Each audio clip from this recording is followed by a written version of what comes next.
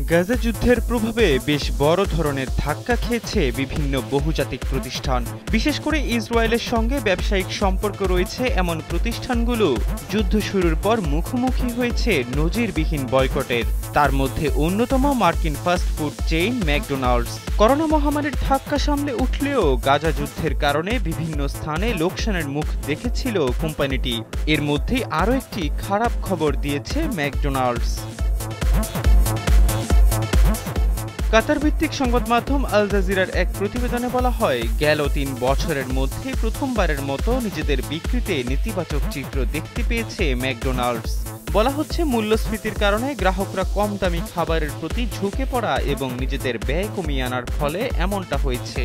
খালাম্মা, আমি আপনার মোবাইলে সেলফিন ইনস্টল করে দিতেছি। আপনার রেমিটেন্সের টাকা আপনি নিজেই জমা করতে পারবেন। সেলফিন, আগামীর ব্যাংকিং। চলতি বছরের এপ্রিল থেকে জুন মাসে বিশ্বব্যাপী ১% বিক্রয় কমেছে ম্যাকডোনাল্ডসের। সোমবার এমন তথ্য জানায় ফাস্টফুড জায়ান্টটি। ২০২০ সালের শেষ ৩ মাসের পর এবারই প্রথম বিশ্বব্যাপী নেতিবাচক বিক্রয়ের দৃশ্য দেখেছে তারা। ওই বছর করোনা মহামারী দেখা দিলে বিশ্বজুড়ে লকডাউনে ব্যবসা প্রতিষ্ঠান বন্ধের পাশাপাশি কোটি কোটি মানুষ ঘরবন্দী হয়ে পড়েছিলেন।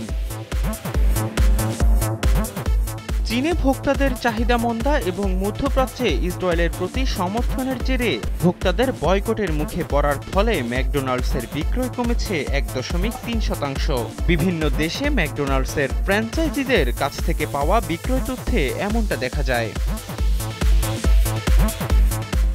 ম্যাকডোনাল্ডসের প্রধান নির্বাহী কর্মকর্তা ক্রিস কেমজিনস্কি জানান, ভোক্তারা তাদের খরচের বিষয়ে খুব বৈষম্যমূলক হয়ে উঠেছেন, ফলে তাদের ব্যবসা কম হয়েছে। আগে ভোক্তারা অন্যান্য দামি খাবারের চেয়ে ম্যাকডোনাল্ডসের খাবার পছন্দ করলেও এখন তেমনটা করছেন না। কেমজিনস্কি জানান, নিম্ন আয়ের ভোক্তারা এই বাজার ছাড়ছেন।